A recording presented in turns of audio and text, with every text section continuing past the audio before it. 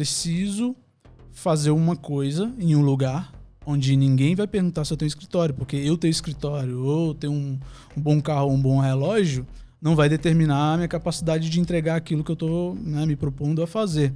Só que aí eu já pensei, mas se eu entrar nesse ciclo, eu vou fazer a mesma coisa, só que em outro país, eu vou chegar no mesmo ponto.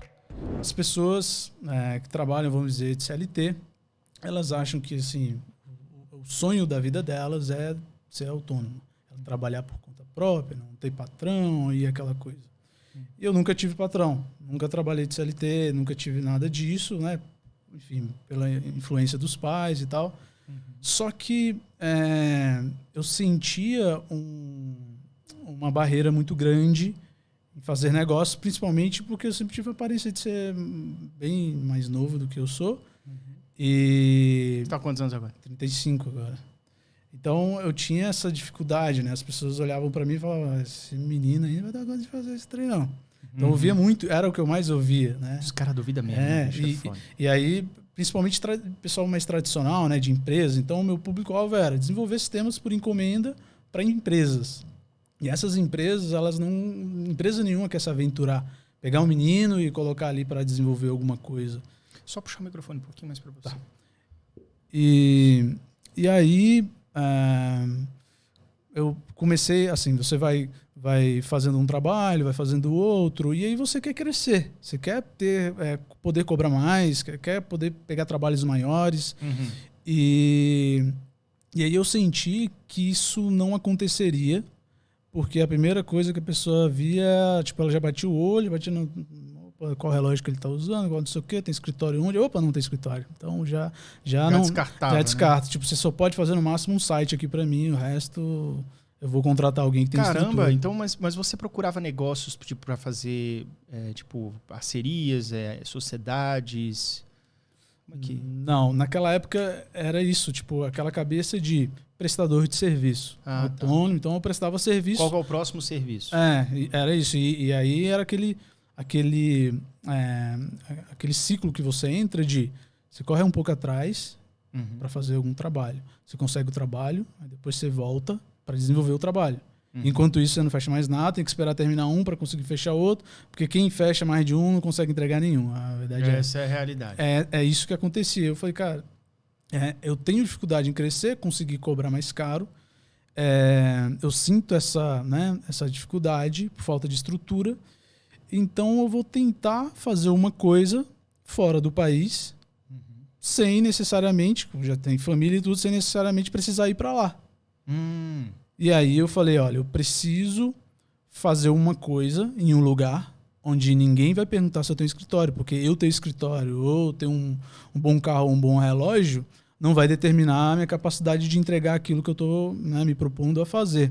Só que aí eu já pensei, mas se eu entrar nesse ciclo, eu vou fazer a mesma coisa, só que em outro país, eu vou chegar no mesmo ponto.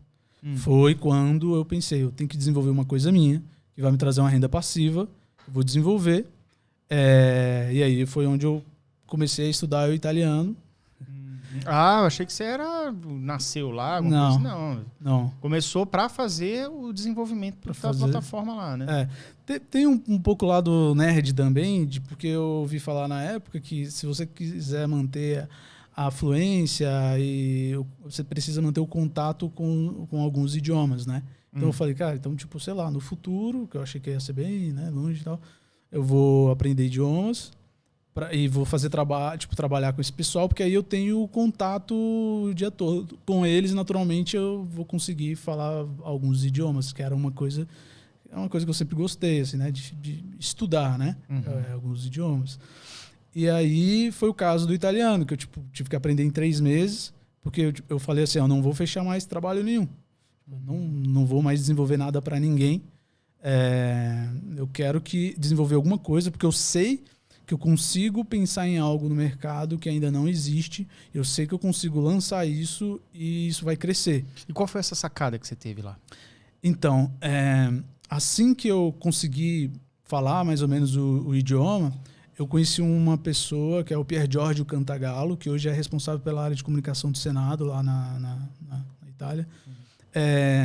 E E ele tinha ali o número de seguidores já, tipo, tinha 170 mil seguidores no Facebook, que é o que usam lá até hoje, no Facebook. E aí eu falei, cara, se você tem uma audiência, tá vinculada à política, e tava um momento, sabe, bem complicado, igual esses que a gente tá passando por aqui, foi em 2018 lá. Uhum. Então eu falei, dá para monetizar essa tua audiência. E aí eu desenvolvi uma plataforma, que até então não tinha nada de tão inovador assim, mas um site para monetizar esses acessos, né?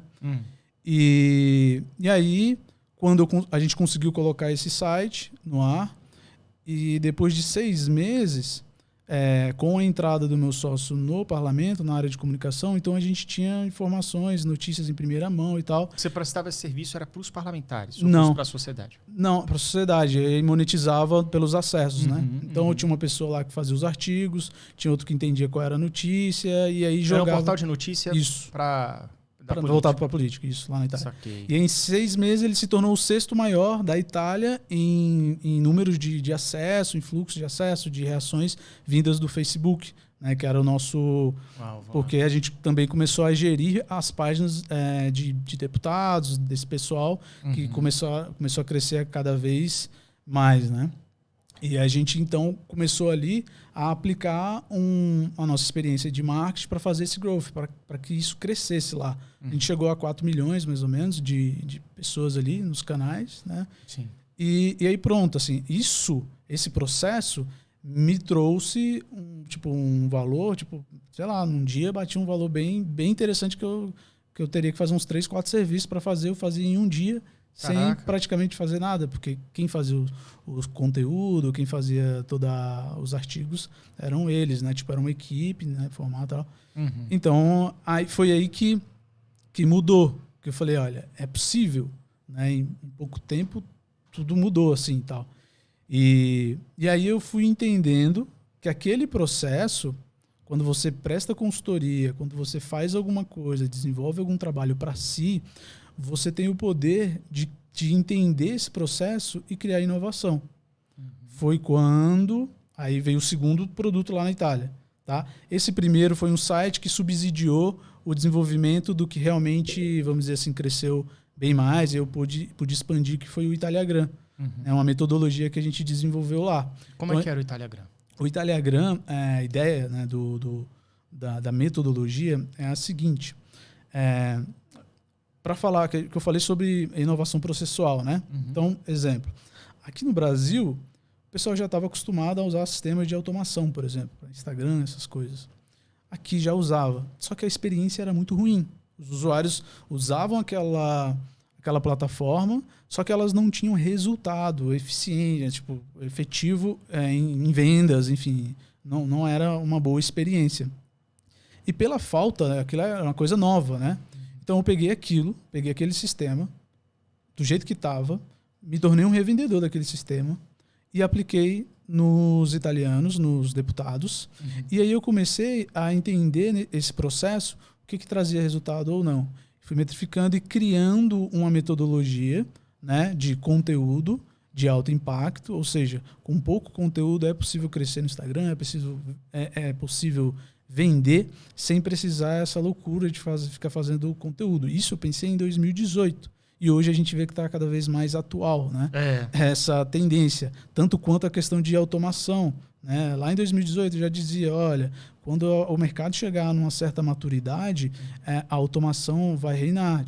Não vai ser mais possível atender leads, 100, 300, 400 leads para uma pessoa que está começando no digital, ela tem que escolher, né? Ou ela trabalha ou ela vai atender leads, gente interessada, enfim. Gente interessada que você fala o quê? É da audiência dela? Como é que é? É interessada em alguma coisa. Como isso pode ser tanto para, por exemplo, a metodologia você aplica com um determinado objetivo. Então, se você quer vender mais, naturalmente, você vai oferecer alguma coisa, fazer esse conteúdo e pessoas vão vir até você interessado naquilo que você colocou ali como conteúdo. Quando é uma questão mais de audiência, seguidores e tal, então isso acontece de forma mais natural, né? Você coloca o conteúdo e automaticamente essas pessoas vão te seguir. O que a gente, por exemplo, fazia na Itália era, por exemplo, tem um deputado, esse deputado era de Livorno, por exemplo. dessa região de Livorno, ninguém sabia que existia aquele deputado ali. Caramba. Então, o que a gente fazia? Pegava o perfil dele e fazia a audiência dele aumentar com posts específicos, com conteúdos específicos somente para aquela região. Então, por essa identificação que o público tinha de, olha, é um deputado da nossa região. E como estava bem acalorada essa questão, então o número de seguidores assim, crescia assustadoramente. E eram seguidores reais, interagiam e tudo mais, porque simplesmente a gente pegou o perfil de alguém que era de uma cidade específica, era representante deles, e começou a mostrar isso para eles. E isso trazia resultado. Então, com essa mesma, por analogia, a gente foi entendendo e criando a metodologia de que, usando essa metodologia, é possível a gente vender se a gente souber segmentar bem e fazer o conteúdo específico, né, de alto impacto para aquele público específico.